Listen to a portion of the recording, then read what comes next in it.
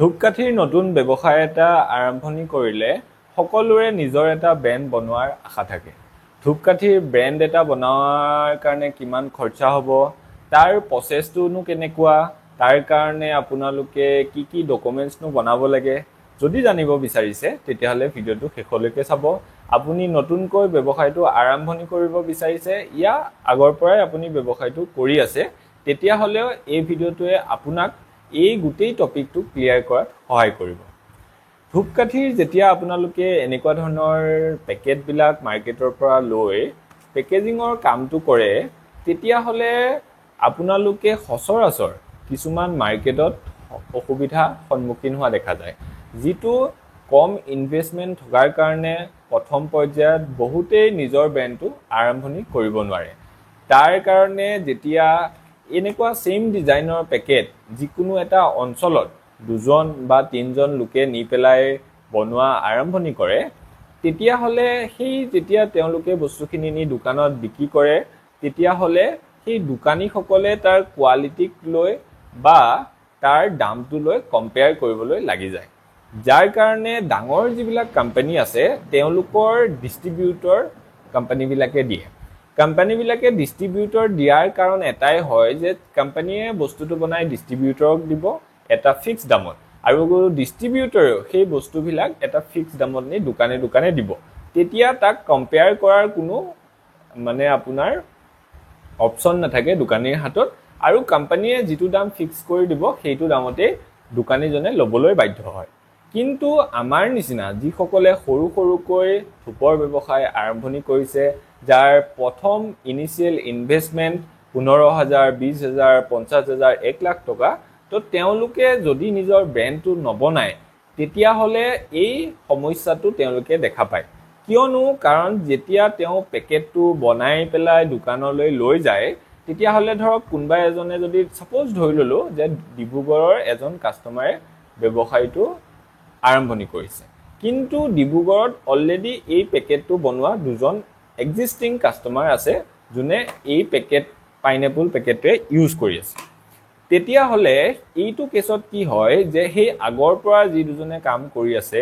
তেওঁলোকে যদি প্ৰডাক্টৰ কোৱালিটিটো অলপমান কম কৰি পেলাই কম দামত বস্তুখিনি আগৰ পৰাই বজাৰত বিক্ৰী কৰি আছে, তেতিয়াহ'লে সেই দোকানীজনে নতুন যিজন কাষ্টমাৰে কামটো ষ্টাৰ্ট কৰিব তেওঁক সেই প্ৰডাক্টটোৰ লগত কম্পেয়াৰ কৰিব আৰু তেওঁক দামটো কমাই দিবলৈ বিচাৰিব।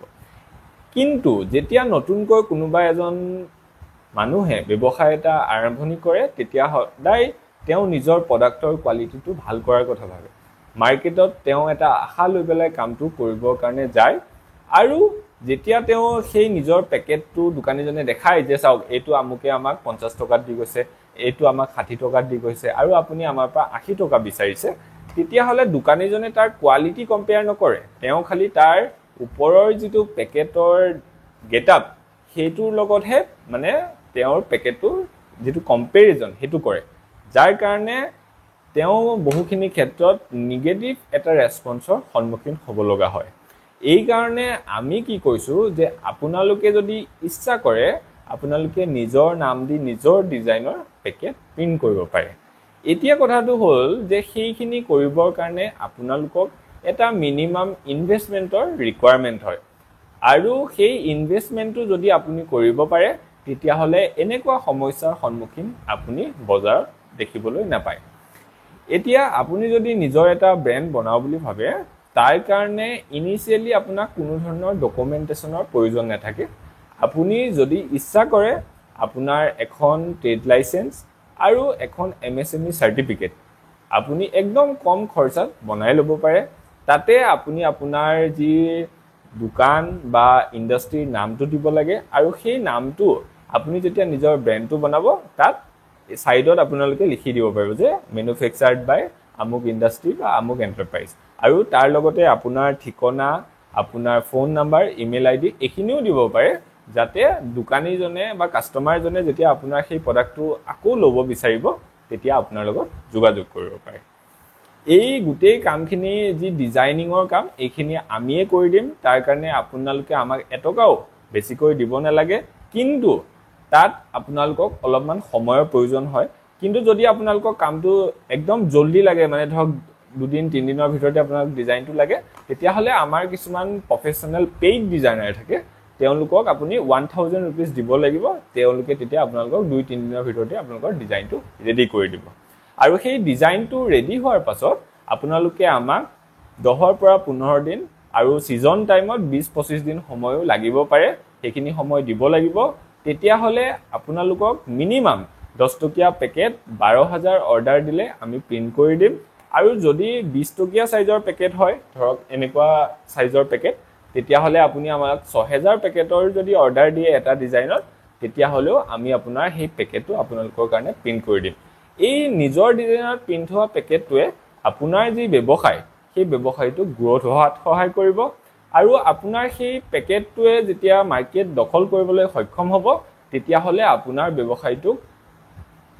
কম্পিটিশনৰ সন্মুখীন হ'ব লগা নহয় কাৰণ সেই ডিজাইনৰ সেই ব্ৰ্যান্ডৰ পেকেট অকল আপোনাৰ তাত अवेलेबल থাকিব আৰু সেইটো আপুনি মেইনটেইন কৰি থাকিলে আপোনাৰ ব্যৱসায়টো গ্ৰোথ হোৱাত কোনেও বাধা দিব নোৱাৰে তো ইয়াৰ লগতে আপোনাৰ ব্ৰ্যান্ডটোৱে আপোনাৰ পৰিচয় বহন কৰে আপুনি ইন ফিউচাৰ বেংকৰ লোন ল'ব বিচাৰিলে আপুনি সেইটো এজ এ প্ৰুফ বেংকৰ মেনেজাৰৰ ওচৰত সাবমিট কৰিব পাৰে আপুনি যিকোনো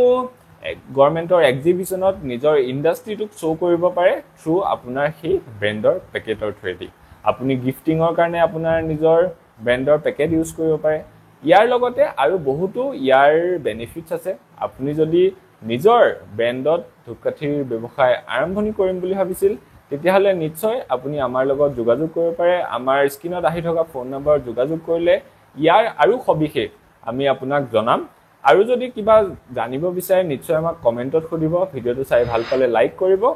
আৰু এনেকুৱা ধৰণৰ আপডেটবোৰ পাই থাকিবৰ কাৰণে চেনেলটো সাবস্ক্ৰাইব কৰি বেল আইকনটো দবাই ৰাখিব আজিলৈ ইমানেই ধন্যবাদ